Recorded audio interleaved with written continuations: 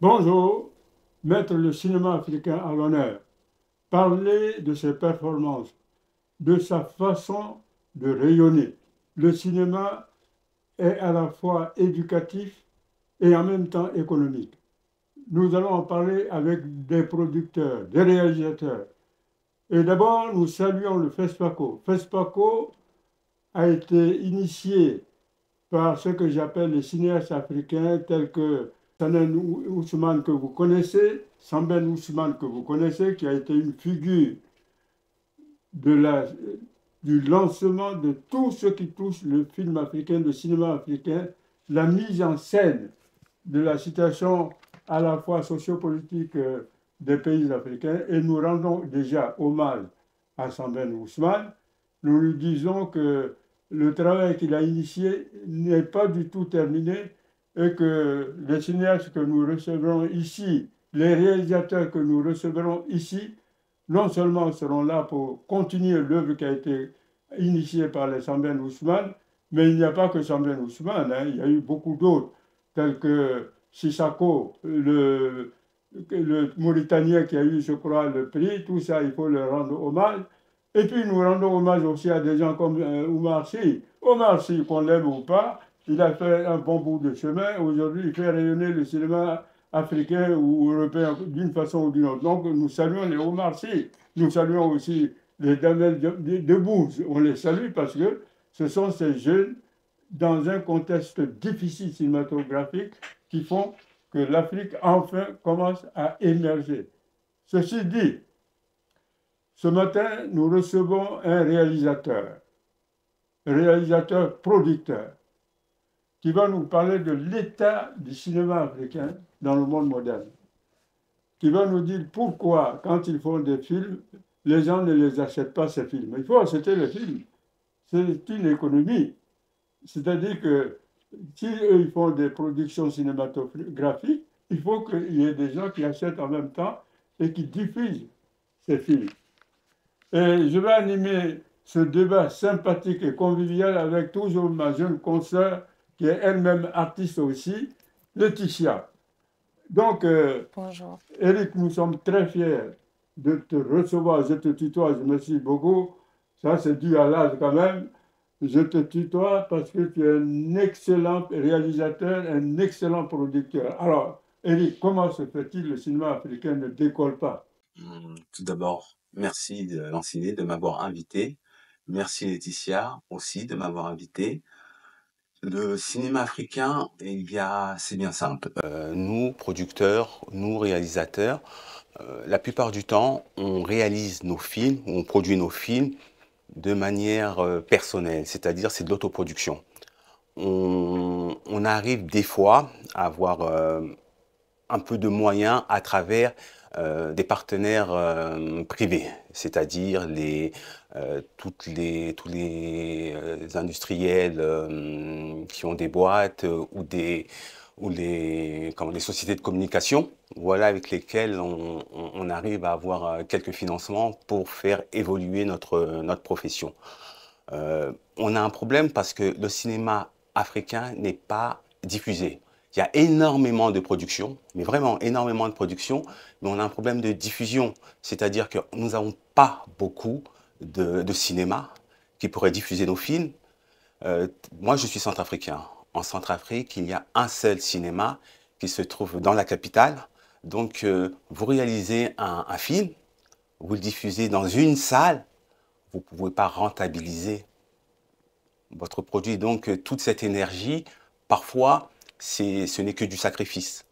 Donc, avec cette manière de travailler, avec beaucoup de réalisateurs, nous nous sommes réunis et on essaie de changer un mode économique. C'est-à-dire, c'est qu'aujourd'hui, il faudrait qu'on trouve les moyens d'avoir, par exemple, 2, 3, 4 pays où il y ait énormément de cinéma, c'est-à-dire 5, 6, 7, voire une dizaine de cinémas. Comme ça, tous nos films africains, on peut se dire que, bon, on a une diffusion d'une quinzaine, une vingtaine de salles. Ça pourrait changer la donne. Et Alors, pourtant, FESPACO a été justement initié pour trouver des solutions.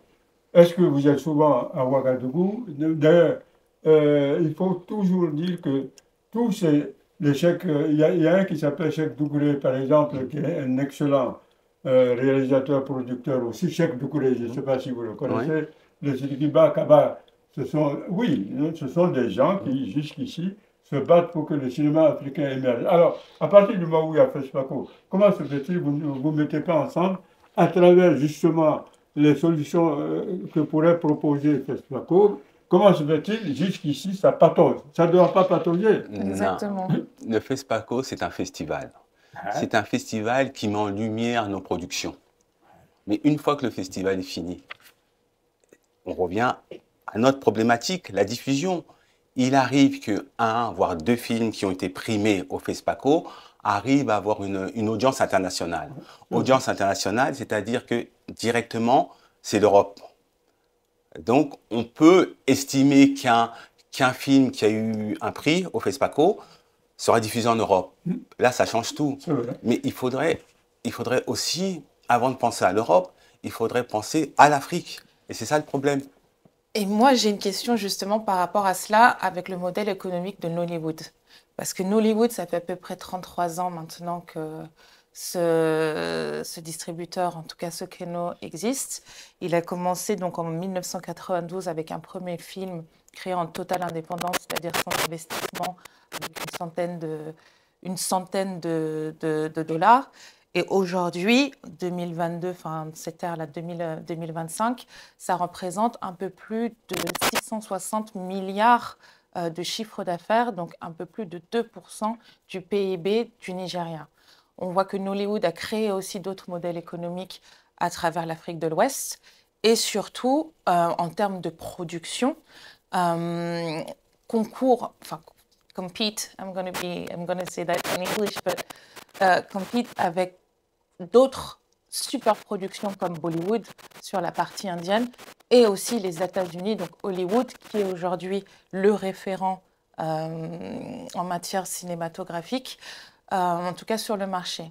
Donc moi, j'aimerais comprendre, c'est que lorsqu'on a cette success story de Nollywood, qui a su mettre en avant justement les productions africaines, qui a su créer un nouveau business model en termes de diffusion, comme tu l'évoques, en mettant en avant le streaming, puisqu'il y a eu la première chaîne, leur première plateforme de streaming, Iboko TV, si je ne me trompe pas, qui a été créée, qui a permis justement cette visibilité des productions africaines, bon, notamment plus nigérianes, mais maintenant qui s'est étendue avec l'arrivée qui, en plus, ont établi l'arrivée de Netflix, Amazon Prime, et qui maintenant représente plus de 2500 films, donc production par an, ce qui est énorme, avec des budgets comme moins onéreux que les productions américaines ou hollywoodiennes qu'on peut observer aujourd'hui.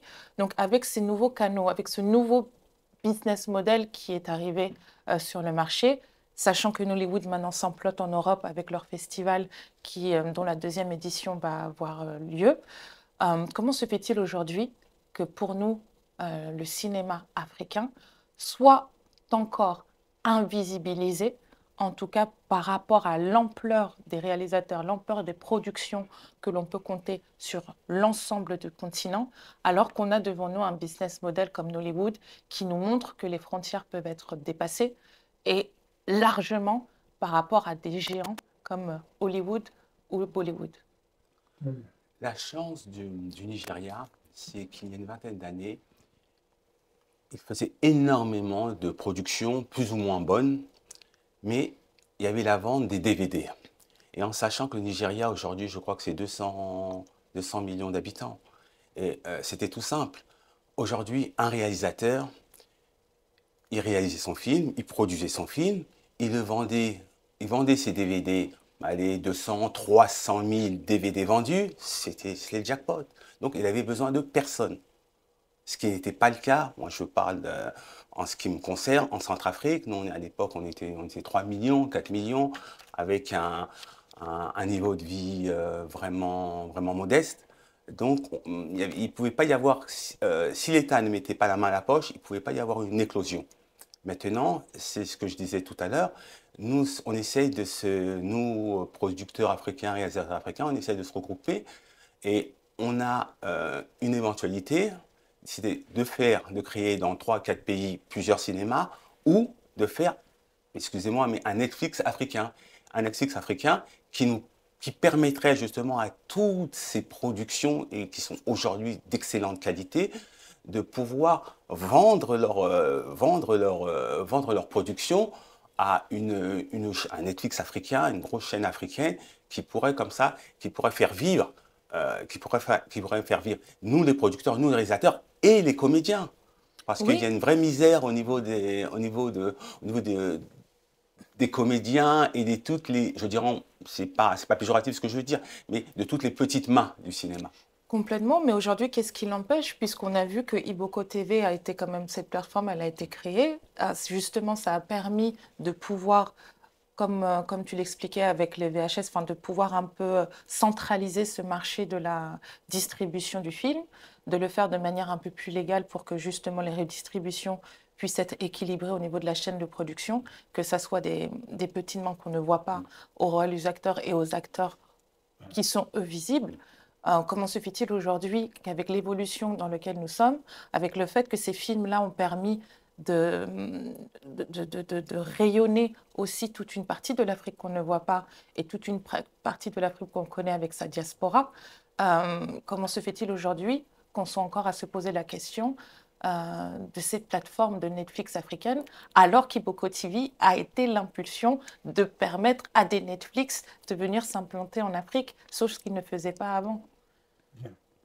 Cette prise de conscience, ça fait pratiquement 10 ans que les choses évoluent. Je pense qu'il faut laisser le temps au temps, tout simplement. Mais ça vient, il y a un changement radical, d'où nos réunions pour essayer de faire avancer les choses. Donc, je pense que d'ici encore dans 3, 4, 5 ans, je pense que le cinéma africain sera rentable. Parce qu'il y a une prise de conscience de tous les acteurs. Maintenant, je pose une question. Qu'est-ce qui vous empêche, vous, jeunes cinéastes africains producteurs, de prendre contact rapidement avec les Omar Sy, qui finalement ont émergé dans le lot, avec les Djemel Bouze, pour dire, mais venez au secours de nous autres qui sommes pour le moment marginalisés. Rien ne vous empêche de prendre contact avec eux. Vous le faites à partir de maintenant. Vous leur dites, écoutez, vous avez émergé, vous êtes victorieux sur le terrain, vous produisez des films internationaux, ce qui est vrai. Mais on ne peut pas nier que ces gens-là, Omar Sy, Debouze et autres, qui se sont imposés par la qualité, par les idées, par la rigueur, c'est la vérité.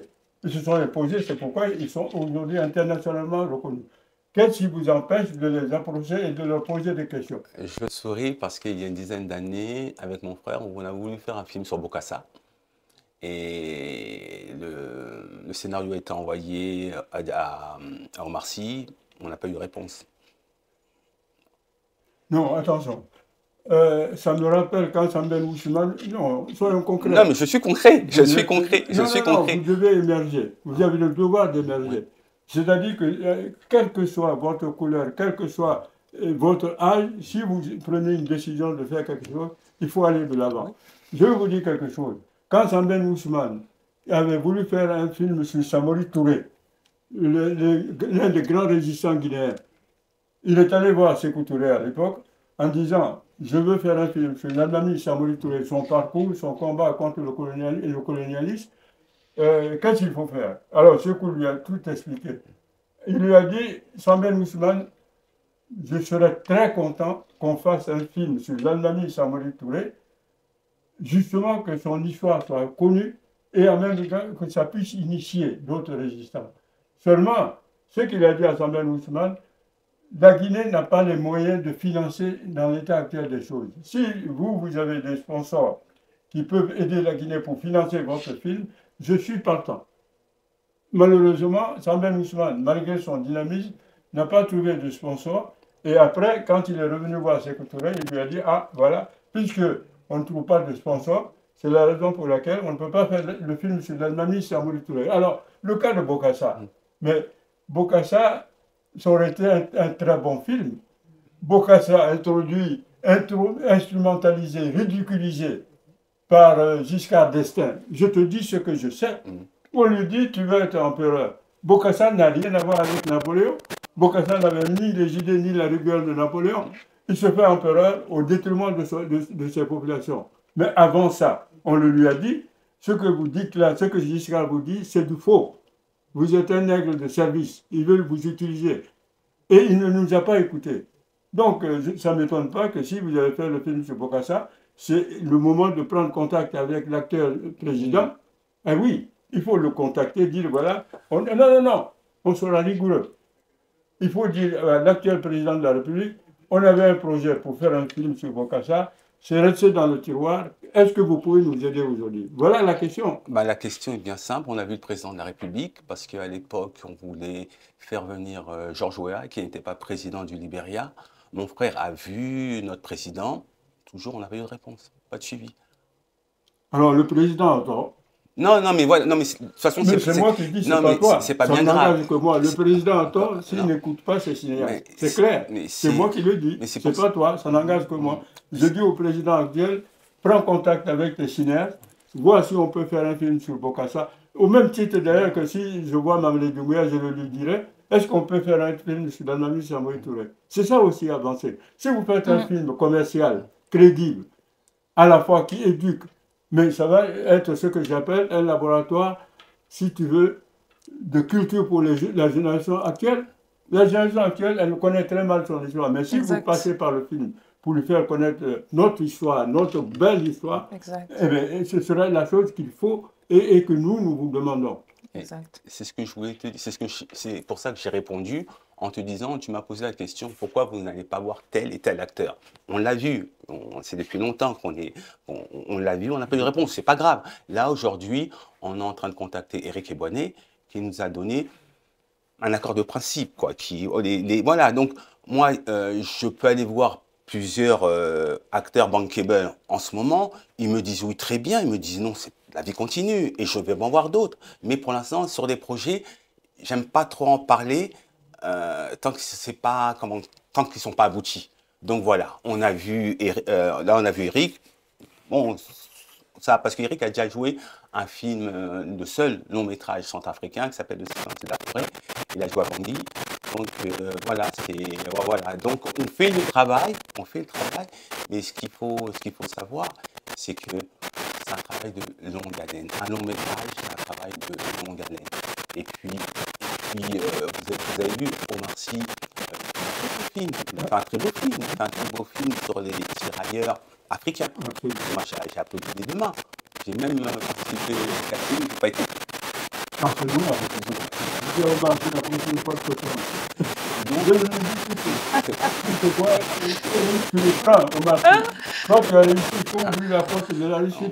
Non, c'est ça l'Afrique. Donc, ce que je veux dire, c'est qu'effectivement, aujourd'hui, il y a des acteurs qui ont percé, des acteurs africains d'origine africaine, et il y a aussi des anciennes stars qui ont été oubliées, comme Sidiki Bakaba, un très très grand acteur. Voilà. Et là, je suis en train je suis en répétition, parce que je suis en train de faire mon premier long métrage, et je compte le contacter.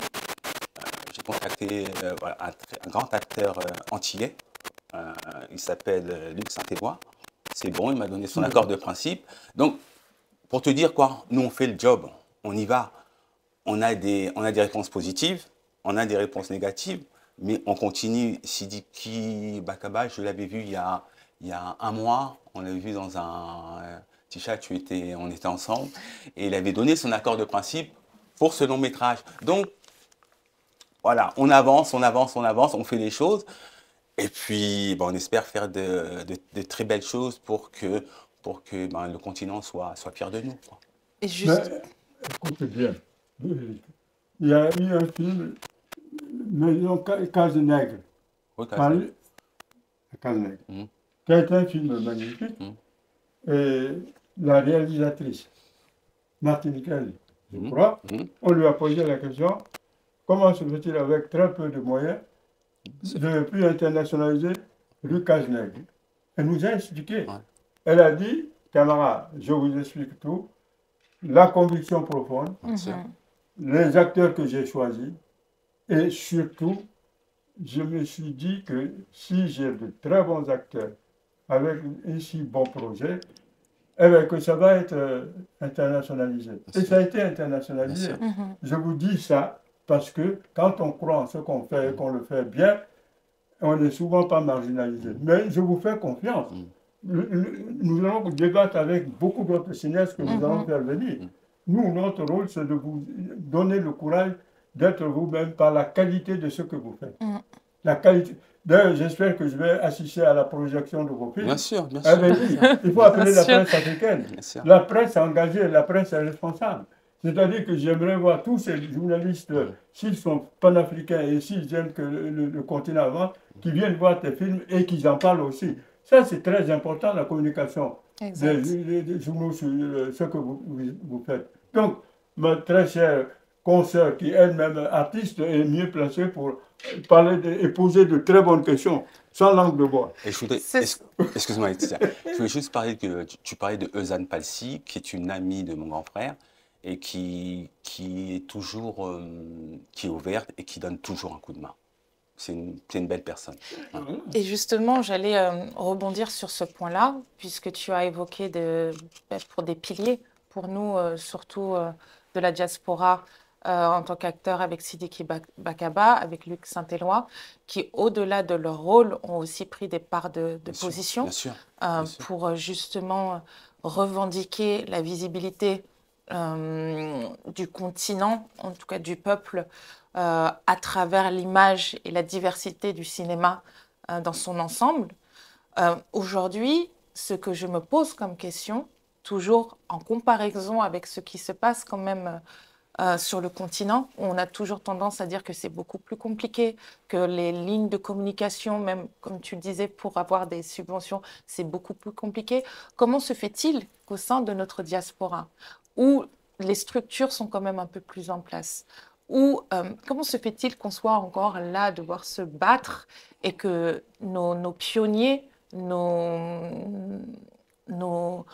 pères qui ont œuvré pour nous, et comme l'a dit justement Lanciné, avoir aussi des exemples de réalisateurs ou de producteurs qui ont quand même su faire avec peu de moyens ici sur le continent européen, parce qu'en 2025, on soit encore à se poser cette question alors qu'en termes de structure, en termes de diversité, il y a quand même plus de moyens qu'on a sur le continent pour acter ce changement. Comment se fait-il qu'aujourd'hui on ne parle que d'un Omar Sy et ensuite d'un Sidiki Bakaba ou d'un Luc Saint-Éloi ou d'un Jamel Debbouze et pas plus d'acteurs ou après au niveau des femmes, on a aussi nos actrices. Mais comment se fait-il que vraiment, pour moi, c'est cette question que j'aimerais comprendre, et surtout au niveau de la jeunesse, parce qu'on a tendance à se dire que les portes sont fermées. Pour moi, je ne pense pas. Il y a contacter les bons acteurs, même au niveau des journalistes, comme le disait Lanciné, de les faire venir voir. Mais quel est vraiment le problème aujourd'hui pour ce progrès et pour cette performance de cette reconnaissance à l'international, alors qu'on est quand même sur le continent européen et qu'on est en France? Je vais répondre par un constat. Il y a une personne qui s'appelle Blaise Pascal Tanguy qui depuis 6 ans fait un festival qui s'appelle l'Afrique fait son cinéma. Il y a 3 ou 4 ans, il avait beaucoup de stars connues qui étaient les parrains de son événement. Il est arrivé que ces parrains ne viennent pas. Ces parrains ne viennent pas le jour de la première. C'est inadmissible. Et voilà, ce sont nos réalités. C'est le premier. Le festival d'Afrique fait son cinéma en France. C'est merveilleux. C'est énorme parce que c'est au-delà du cinéma, là, c'est vraiment la culture en elle-même. Pour avoir participé à l'un et chanté à l'un des festivals, c'est... Donc, on a un problème interne. Il ne faut pas se mentir. On a un problème interne. Moi, ce que j'ai proposé, justement, lors de discussions avec des prods, des réals, il y avait des comédiens, je leur ai dit, écoutez, c'est bien simple. Nous, on a un problème. Citez-moi 2, 3 cinémas tenus par des Africains ou des gens de la diaspora, Antilles, des Noirs, en France, on se regarde. C'est que la Gaumont, UGC, MK2, ils ont leur salle. Si vous avez un film qui peut faire recette, ce n'est que du business, ils vont le prendre. Mais si pour eux, c'est pas péjoratif, hein, mais si pour eux, ça ne peut pas convenir à leur public qui est multiracial, hein, il n'y a pas de problème de ce côté-là, eh ben, essayons de contourner les choses. Mais justement, comment les contourner? Si on peut donner juste des clés factuelles pour tous ceux qui nous regardent aujourd'hui et qui ont envie de pouvoir contribuer à leur échelle. Alors moi, quels sont vraiment les éléments très simples et factuels en 5 points? Très simple. Crowdfunding. On loue une salle de cinéma, 2 salles de cinéma, 3 cinémas, on fait un crowdfunding. Voilà, il y aura tel film, tel film, tel film, tel film. Les gens qui sont intéressés, vous payez et la salle est pleine. C'est tout simple. Eric, tu vas bien m'écouter. Oui. Quand Omar Sharif, par son âme, a lancé le docteur Jivago, ça a été un grand succès international. Omar Sharif, l'Égyptien, ça te dit quelque chose en tant que cinéaste? Il a lancé le docteur Jivago. Et c'est devenu un succès international. Et puis quand, à la suite, il a organisé une conférence de presse pour expliquer d'où venait son succès, on lui a posé la question, mais Omar Sharif, en tant que toi-même d'origine égyptienne, tu viens de faire le docteur Jivago, ça a été un grand succès, comment se fait-il tu ne fais pas tout pour que le cinéma égyptien à l'époque, mais pas seulement égyptien, ça pourrait être le cinéma algérien, marocain, comment se fait-il tu ne les prends pas, comme on le dit, dès maintenant, pour dire, voilà, pour que vous puissiez réussir, comme mon film, le docteur Jivago, voilà ce qu'il faut faire. Il nous a dit quelque chose. Souvent, ils ne croient pas en eux-mêmes. C'est ce que Omar Sharif nous a dit, paix à son âme. Écoute, Eric, moi je te dis ce que Omar Sharif nous a dit. S'ils croyaient en eux-mêmes, ils seraient venus me voir, je les aurais donné des conseils pour qu'ils puissent faire des films de qualité, pour qu'ils puissent faire des films qui divertissent et qui en même temps éduquent. Et c'est ce que disait Omar Sharif. Est-ce que c'est un peu votre cas? Est-ce que vous manquez de ce que j'appelle la qualité, la rigueur, mais en même temps le divertissement, parce qu'on ne peut pas faire un film sans faire rire les gens, sans montrer le bon côté des choses, mais aussi des mauvais côtés. C'est ce qu'il a fait dans le docteur Jivago. Alors, votre cas, comment se fait-il? Lui, il a réussi à un moment donné, jusqu'à sa propre mort d'ailleurs, et vous, vous êtes toujours en train. Mais je suis d'accord avec vous. Moi, je vais même plus loin. Nous avons un jeune gouvernement à travers Bassirou et notre ami Sonko. Eh bien, si un jour, on peut faire les états généraux du cinéma sous leur haut patronage, puisque vous m'avez dit, Eric, tu m'as dit que le président centrafricain apparemment ne t'a pas écouté, eh bien, on va dire à Sonko et à tous ces jeunes gouvernants, est-ce qu'on peut faire les états généraux sur le cinéma africain et faire en sorte que le cinéma africain aille de l'avant? Si un jour à Dakar on peut faire ce type de rencontre, ce serait déjà une bonne chose. Mais vous ne pouvez pas indéfiniment patauger. Voilà, c'est clair. Patauger, ils sont toujours misérables. Vous avez la matière grise comme tout le monde. Vous avez la possibilité de faire de très beaux films comme tout le monde. Nous exigeons de bons résultats. Et c'est mon devoir de le dire sans langue de bois. Alors, moi, ce que je dis, moi, personnellement, c'est faux de dire qu'on patauge. J'ai bien dit que les choses sont en train de changer. Moi, je vais vous dire une chose très simple. Il y a une vingtaine d'années, avec mon frère, mon frère Bruno était réalisateur d'un film qui s'appelle, il en a fait plein d'autres, mais un film documentaire qui s'appelle De Sarcelles à Bangui. On a fait 1 300 000 téléspectateurs. Voilà. Après, on a tourné, on a fait le tour du monde entier. Simplement, ce que je dis, le cinéma, c'est dur. C'est dur pour produire, mais c'est pas une question de patauger, c'est une question de se mettre ensemble. Et c'est pour ça que j'ai expliqué cette méthode de fonctionner avec. Je vais pas faire de la publicité pour une société, mais admettons que on a 5 films. la qualité est là, pour répondre à la qualité est là. Qu'on a 5 films qu'on n'arrive pas à diffuser. Mais de bonne qualité, qu'est-ce qu'on fait? On s'arrange avec Eloasso ou autre, et on fait voilà. On aimerait, le projet, ce serait quoi?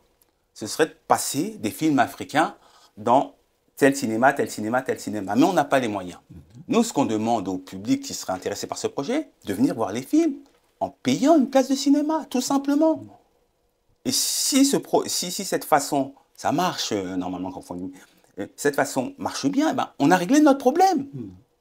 Mais le crowdfunding, ce serait pour pouvoir être dans les cinémas? Voilà, ou... c'est-à-dire, on a un projet, on a un problème, c'est qu'on n'a pas de salle qui pourrait diffuser ce que l'on fait. D'accord? À partir de ce moment-là, on n'a pas les moyens d'acheter par exemple 8 heures de projection dans une salle de cinéma, je ne sais pas, sur les champs, n'importe où. Nous, ce qu'on fait, on fait une location. On fait une location d'une salle de cinéma. Et cette salle de cinéma, elle est payée. On dit, bon, à, je ne sais pas, 9 heures, il y aura tel film. À 10 heures, il y aura tel film. À 11 heures, il y aura tel film. À 14 heures, jusqu'à 20 heures. Et on loue le cinéma pour toute la journée. Et le crowdfunding, et les gens qui sont intéressés, s'il y a 3000 personnes qui payent leurs 12 euros, c'est une solution. Mais enfin, tu ne penses pas que, parce que par exemple, Frantz Fanon, c'est le film qui vient de sortir là, il y a une semaine, et je trouve qu'autour de ce film-là, qui met quand même en avant un acteur assez important. Un psychiatre. Un acteur, je veux dire, de la communauté. Un acteur important de notre histoire. Il y a eu quand même un très fort rassemblement justement autour de ça. Et moi, quand je parle de la communauté, c'est au-delà des couleurs. C'est vraiment des personnes qui se sentent représentées ou en tout cas intéressées par l'histoire. Parce que comme tu dis, c'est un psychiatre, mais qui n'a pas impacté juste la communauté noire, mais son ensemble. Et je veux dire qu'à l'ère où nous sommes aujourd'hui, parce que tu parles beaucoup du cinéma, toi, comme canal de diffusion pour la partie cinématographique. Mais on reparlait de Nollywood, eux sont quand même avant-gardistes et ont amené le streaming. Le streaming qui est quand même un élément très fort, enfin très concurrentiel au cinéma, donc aux salles de cinéma aujourd'hui. Au-delà du fait de crowdfunding, ne penses-tu pas qu'à la force des réseaux sociaux, et là j'en reviens à ce que disait Lanciné avec le fait d'aller contacter les bons acteurs qui ont un impact pour pouvoir fédérer, rassembler, peut permettre de manière plus simple que le crowdfunding de rassembler et de fédérer sur des projets qui montrent que lorsqu'un film sort au cinéma, il y a cette force de frappe directe, mais justement, il n'y a pas un problème plutôt de communication en fait, sur nos sujets et de visibilité sur les groupes d'ores et déjà existants, à l'instar de ce qu'on voit sur Frantz Fanon, où ce film-là est sorti et on se rend compte qu'il y a une très très forte mobilisation pour que les gens aillent le voir, peu importe la communauté. Moi, je suis là, je parle de long métrage. Long métrage, c'est cinéma.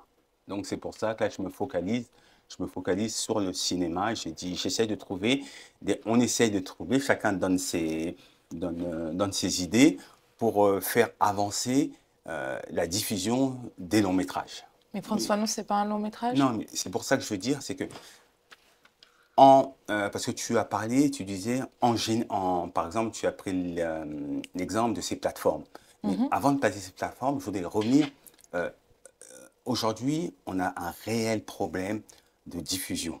Alors moi, j'essaie de voir avec pas mal de gens comment régler ce problème. Maintenant, au niveau de la communication, comme tu dis, le film de Frantz Fanon, il marche parce que les réseaux sociaux ont fait leur job, sans avoir besoin de stars ou les réseaux sociaux à eux seuls peuvent. Quand on a un problème, on essaie de trouver plusieurs solutions. Et les réseaux sociaux sont aussi une résolution du problème. D'accord? Mais je trouve que le crowdfunding aussi est on est 10 à réfléchir. Chacun va donner son idée. Comme là, tu donnes ton point de vue. Je dis oui, c'est un très bon point de vue. C'est surtout une question. Oui, parce que c'est là c'est les réseaux sociaux. Ça a bien montré que pour Frantz Fanon, ça a marché. Ça a bien marché et c'est très bien. Et il faut continuer dans ce sens-là. Mais il faut pas s'arrêter que ça. Il faut pas... Moi, j'ai proposé le crowdfunding. Il y a d'autres qui vont me proposer d'autres façons de voir les choses. Il faut être ouvert et accepter toutes les bonnes propositions pour avancer. Et comme je le dis, aujourd'hui, ça bouge, les choses sont en train de changer, mais le combat n'est pas fini, il est loin d'être fini. Bien sûr. Mais je suis très content parce que moi, j'ai lancé l'idée de faire un film panafricain sur le parcours de Mireille Makeba. J'ai initié le trophée Mireille Makeba. Jusqu'ici, on est à la 5e édition.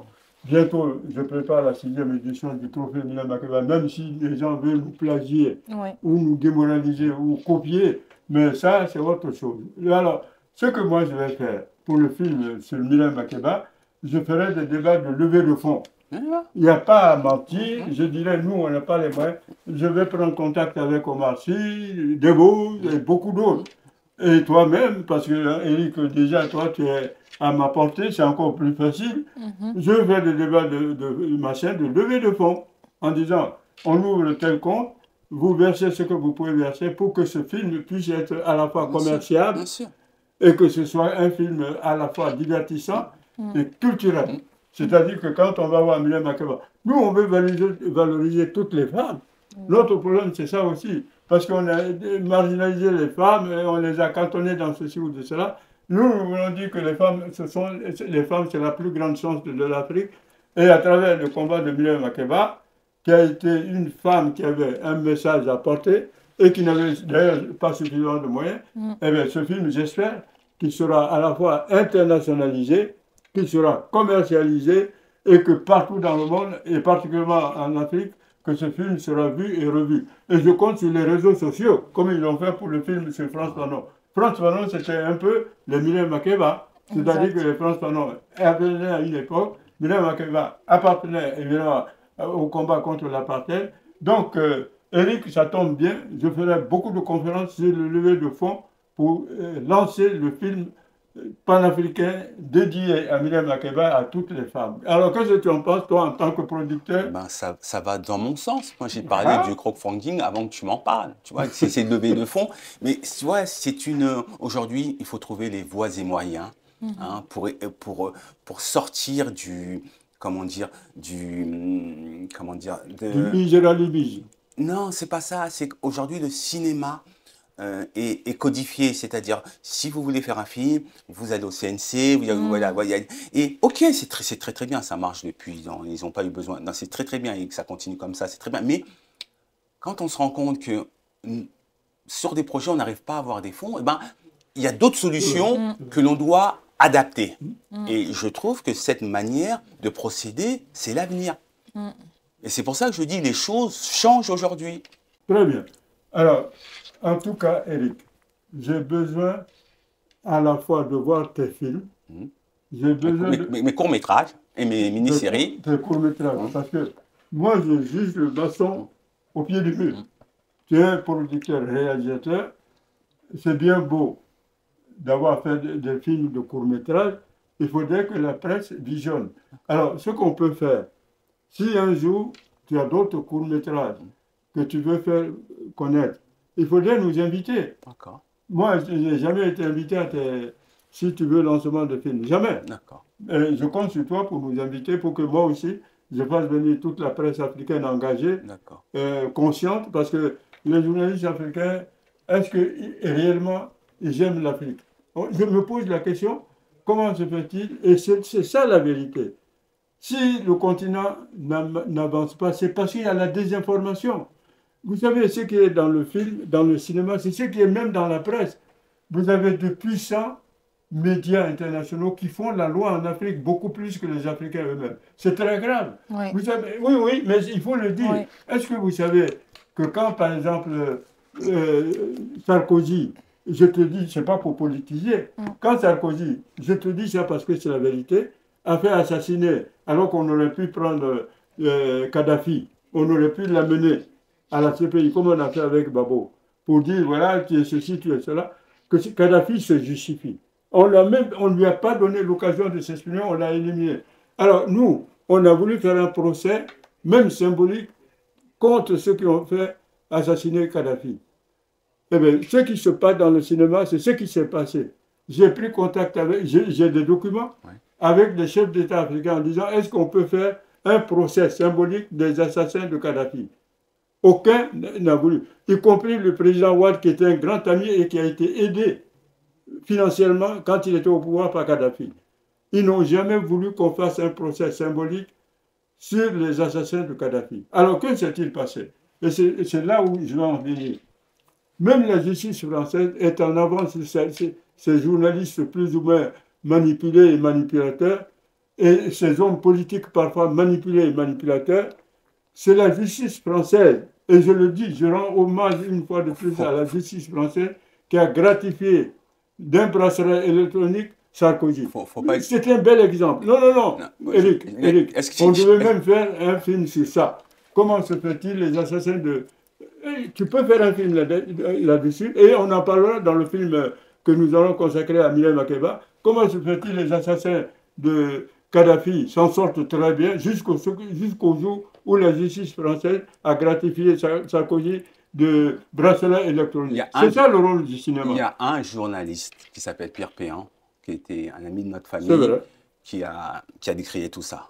Voilà, simplement ce que je voulais te dire. Il y a des gens qui se sont levés, qui ont dit non. Oui. Après que les journalistes, ouais, je sais pas, chacun est libre de faire ce qu'il veut, mais il y a quand même une personne, je crois qu'on a explosé 2-3 fois sa maison. Donc pour dire, il y a quand même eu des journalistes engagés. La maison de qui? De Pierre Péan. Ah, Pierre Péan était un type engagé, responsable. Je ne savais même pas qu'on avait attaqué sa maison. 2-3 fois. Eh bien, si j'avais su, je l'aurais invité pour dire, mais qui a attaqué ta maison? Pourquoi ils ont attaqué ta maison? Je ne le savais pas. Il est parti, j'étais à son enterrement. Honnêtement, Pierre Péan, on lui rend hommage. Voilà, des Français avec lesquels nous devons travailler. C'est-à-dire des Français responsables. Et du tout, les yeux dans les yeux. Qu'on ne soit plus les nègres de service comme Bokassa, on instrumentalise, tu es le roi de ceci, alors que tout ça c'est faux. En tous les cas, moi, je ne me suis jamais considéré comme un nègre de service. J'espère. Exactement. Et puis moi, je serai là pour te recadrer. Voilà. Si je sens que tu te comportes comme nègre de service, non, tu n'es comme là, te recadrera, sans peur. Bon, en tout cas, nous remercions notre télévision Africa numéro 1. Africa numéro 1 TV, dans un anglais africanisé. Non, on remercie cette chaîne. Nous allons en faire une chaîne de référence par la qualité des débats, par l'ouverture. Il n'y a pas de tabou, il n'y a pas de provocation non plus. Eh bien, nous remercions notre sympathique technicien et nous lui disons de diffuser ça le plus largement possible et le plus vite possible. Alors, ma consoeur, qu'est-ce que tu dis pour terminer? Mais je dis qu'on a eu un discours constructif. Merci beaucoup, Eric Pounemouachi, pour le partage. Encore une fois, le mouvement évolue. En tout cas, l'évolution est en marche. Merci beaucoup, Lanciné, aussi, pour les anecdotes, pour nous montrer qu'il y a toujours des voix à contacter, des voix qui s'élèvent et qu'ensemble, c'est comme ça que le changement opère. Eric. Moi, je vous remercie. Je remercie à Afrique One de cet accueil. Et puis, j'espère à la prochaine.